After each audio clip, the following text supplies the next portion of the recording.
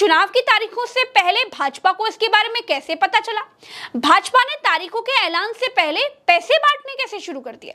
और चुनाव से पहले फ्री की रेवड़ियां बांटने पर सुप्रीम कोर्ट ने चुनाव आयोग को नोटिस क्यों जारी कर दिया? और क्यों तारीखों का ऐलान होते ही चुनाव आयोग को भाजपा की कठपुतली कहा जाने लगा?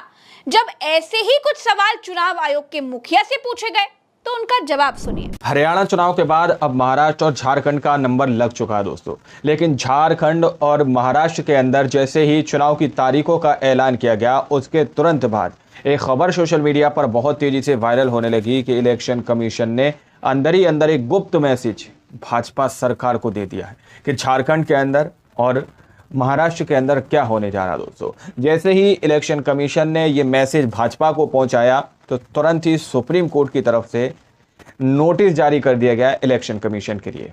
जिस तरह से हरियाणा के अंदर की तस्वीरें हमने और आपने देखी हैं, क्या वही तस्वीरें महाराष्ट्र और झारखंड के अंदर भी देखने को मिलेंगी? आखिर अंदर ही अंदर क्या मैसेज इलेक्शन कमीशन ने भाजपा को पहुंचाया? दोस्तों, ये सवाल अपने आप में बहुत बड़े हैं। हमारे साथ वरिष्ठ पत्रकार मौजूद हैं, प्रज्ञा मिश्रा जी। उनकी इस रिपोर्ट को देखिए और आने वाले वक्त में महाराष्ट्र के अंदर, झारखंड के अंदर क्या हो सकता है, किस तरह से ईवीएम को लेकर यहाँ पर कुछ बड़े खुलासे महाराष्ट्र और झारखंड को लेकर प्रज्ञा जी करती हुई नजर आ रही है। इस वीडियो को जरा गौर से देखिएगा। नमस्कार। झारखंड और महाराष्ट्र में चुनावों की तारीखों का ऐलान हो गया है। महाराष्ट्र की 288 सीटों पर एक ही चरण में यानी 20 नवंबर को वोटिंग हो जाएगी। झारखंड की 81 सीटों पर 2 चरणों में चुनाव कराए जाएंगे। पहले चरण की वोटिंग 13 नवंबर को होगी और दूसरे चरण की वोटिंग होगी 20 नवंबर को। उत्तर प्रदेश की 10 सीटों पर उपचुनाव होने थे, लेकिन चुनाव आयोग भाजपा के लिए खुशखबरी लेकर आया है और खुशखबरी लेकर आया चुनाव आयोग कराने से मना कर दिया है। अब उत्तर प्रदेश में अयोध्या के अंदर जीत होगी नहीं, हार जाएंगे। नवंबर को उपचुनाव होंगे और परिणाम 23 नवंबर को आ जाएंगे। चुनाव आयोग ने तारीखों के ऐलान से पहले ही भाजपा को चुनाव की तारीखों के बारे में बता दिया, ऐसा कहा जा रहा है। तो चुनाव की तारीखों से पहले भाजपा को इसके बारे में कैसे पता चला? भाजपा ने तारीखों के ऐलान से पहले पैसे बांटने कैसे शुरू कर दिए? और चुनाव से पहले फ्री की रेवड़ियां बांटने पर सुप्रीम कोर्ट ने चुनाव आयोग को नोटिस क्यों जारी कर दिया? और क्यों तारीखों का ऐलान होते ही चुनाव आयोग को भाजपा की कठपुतली कहा जाने लगा? जब ऐसे ही कुछ सवाल चुनाव आयोग के मुखिया से पूछे गए तो उनका जवाब सुनिए। कुछ तो लोग कहेंगे लोगों का काम है क्या, हम उसके बिना चिंता किए आगे बढ़ते हैं, अपना काम सशक्त तरीके से करते हैं, ये आपको विश्वास दिलाते हैं। दोस्तों, प्रज्ञा के पन्ना पर आज मैं जो आपको बताने जा रही हूँ, आप चाहें तो इसे रिकॉर्ड करके रख लीजिए। बीजेपी झारखंड का चुनाव जीतने के लिए एड़ी चोटी का जोर लगाएगी। मेरे पुख्ता सूत्र एड़ी चोटी का जोर लगा देगी बीजेपी चुनाव जीतने के लिए झारखंड का। बुला लिया गया है, उनको हिंदुत्व पर कंटेंट बनाने के काम पर लगा दिया गया है। अखबार की इस कटिंग को देखिए। चुनाव की तारीखों का ऐलान 15 तारीख यानी आज दोपहर 3:30 बजे हुआ, लेकिन झारखंड की बीजेपी को पहले से मालूम था कि चुनाव कब होगा और चुनाव आयोग कब क्या करने वाला है। अब इस पर जेएमएम ने कहा है कि चुनाव आयोग बीजेपी की कठपुतली है। दोस्तों, झारखंड में बीजेपी और जेएमएम के बीच पिछले चुनाव में सिर्फ 5 सीटों का अंतर था।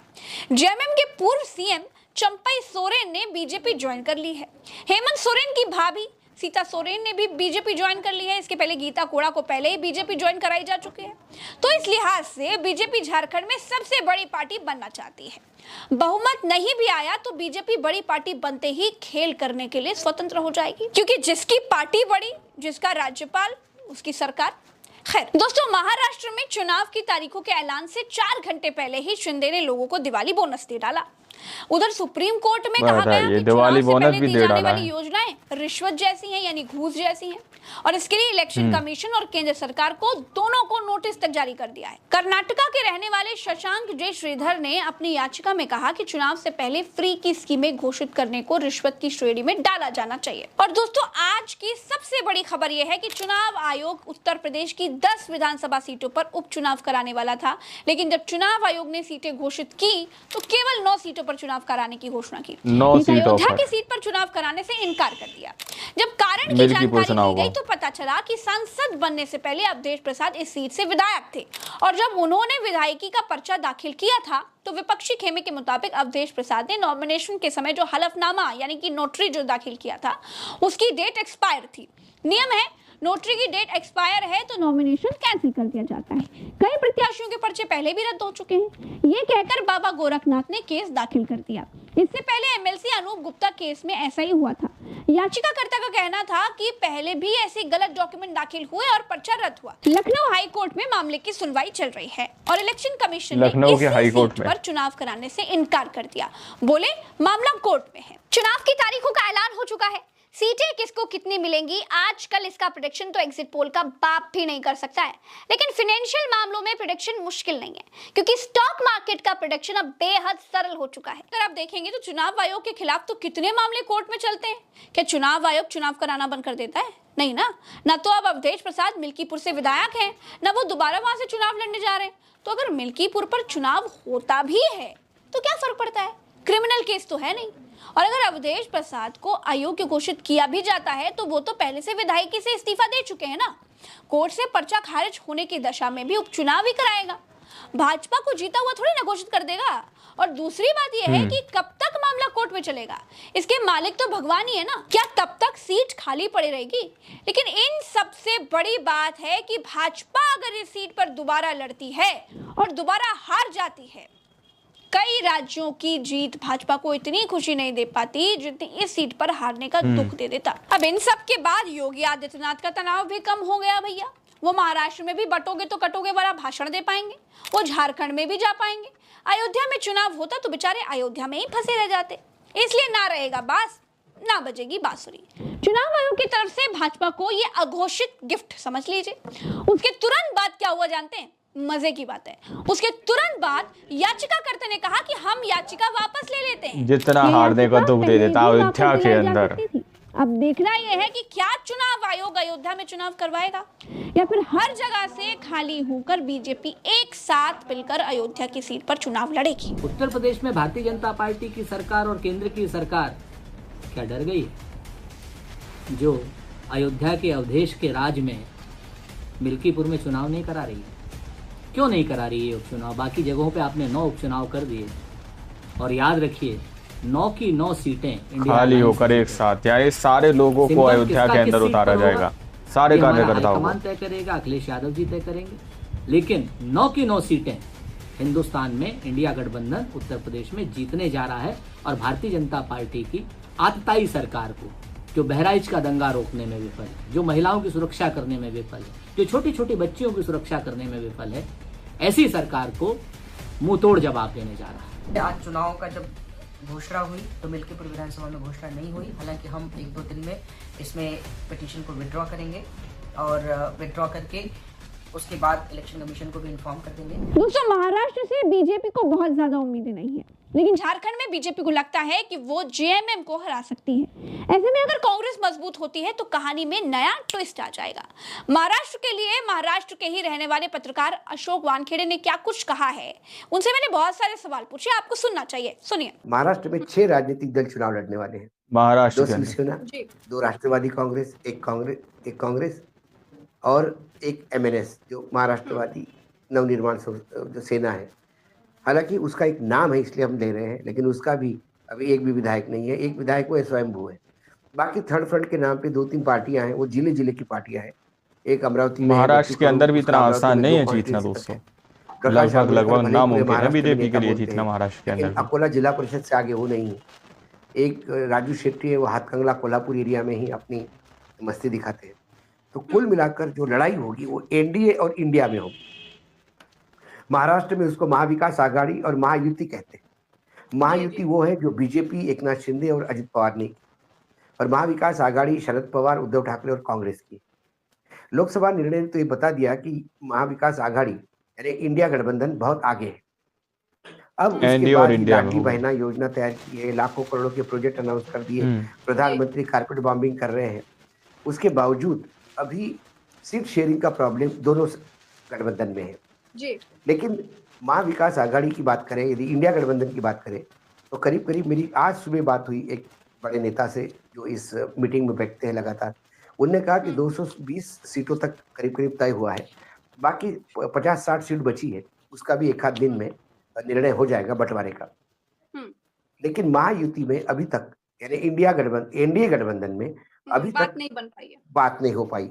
क्योंकि एकनाथ शिंदे ये चाहते हैं कि सबसे ज्यादा सीटें उनको मिले, उनका नाम मुख्यमंत्री पद पे दे।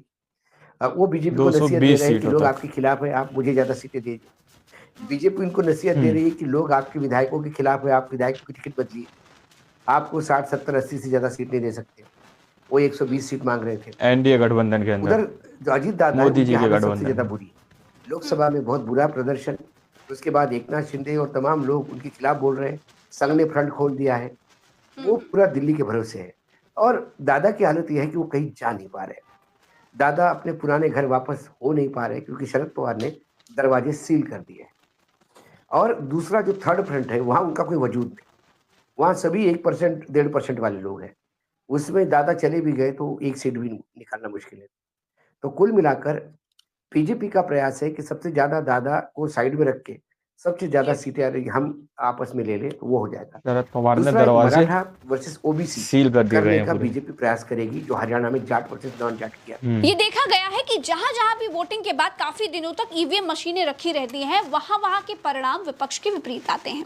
तो 13 तारीख को जहां जहां वोटिंग मशीनें होंगी, वहां वहां विपक्ष को ईवीएम की रखवाली में और ज्यादा मेहनत करनी होगी, क्योंकि कांग्रेस के मुताबिक अब वो बीजेपी से मराठा जीतने और के लिए ही ओबीसी। नहीं लड़ेगी, बल्कि बीजेपी से इतना आगे रहने की कोशिश करेगी कि काउंटिंग में 2 का 4 वाला जो खेल है वो चल ही ना सके। वीडियो के अंदर सारी बात बताई गई है कि किस तरह से इलेक्शन कमीशन ने पहले ही चुनाव की तारीखें भाजपा को बता दी थी, जिसकी वजह से नोटिस भी जारी कर दिया गया कि आखिर क्यों ये तारीखें बताई गई। यानी कि इसलिए ये तारीखें बताई गई कि भाजपा सरकार पहले से ही सेटिंग कर ले। कि ये सवाल है, लोग पूछ रहे हैं, उनके मन में सवाल चल रहे हैं, क्या इसलिए ये तारीखें पहले ही क्लियर कर दी गई ताकि भाजपा अपनी तैयारी पहले से ही कर ले। आखिर किस लिए वहाँ पर पैसे पहले से ही बांटना शुरू कर दिए गए दोस्तों। अब कांग्रेस पार्टी को लेकर ये सचेत और ये संदेश दिया जा रहा है कि कांग्रेस पार्टी को कहीं ना कहीं इस बार बहुत ज़्यादा तैनात रहना पड़ेगा ईवीएम को लेकर। और कांग्रेस पार्टी ने कहा है कि अब की बार 2-4 का आंकड़ा नहीं रहेगा, बल्कि ज़मीन आसमान का अंतर रहेगा। यानी कि ये जो 1000-2000 वोटों से हराने का कार्यक्रम जो चल रहा है, इसको पूरी तरह से समाप्त कर दिया जाएगा। अब इतना अंतर नहीं रहेगा, ज़मीन आसमान का अंतर रहेगा। यानी कि कहीं ना कहीं कांग्रेस पार्टी इस बात को समझ चुकी है कि ये जो ईवीएम का खेला है उस पर पूरी तरह से शिकंजा कसना पड़ेगा। ये तस्वीरें बहुत कुछ बयां करती हैं। इलेक्शन कमीशन का पहले से ही भाजपा को तारीखें बता देना, क्लियर कर देना कि इन तारीखों को झारखंड के अंदर और महाराष्ट्र के अंदर चुनाव होंगे। वहीं पर अयोध्या की सीट पर इस तरह से चुनाव ना लड़वाना, चुनाव ना करवाना, ये भी अपने आप में काफ़ी बड़े सवाल के कटघरे में खड़ा होता है। यूपी के अंदर 9 सीटों के ऊपर उपचुनाव कराए जा रहे हैं, लेकिन अयोध्या के अंदर उपचुनाव नहीं कराए जा रहे हैं। आखिर क्यों? ये सवाल अपने आप में बड़े हैं। सारी रिपोर्ट आप लोगों के सामने रखी गई है। अब आप लोग इस रिपोर्ट को देखने और सुनने के बाद क्या सोचते हैं, क्या समझते हैं, अपनी राय कमेंट सेक्शन में ज़रूर दीजिएगा। मिलते अगली वीडियो में, जब तक के लिए जय हिंद, जय भारत।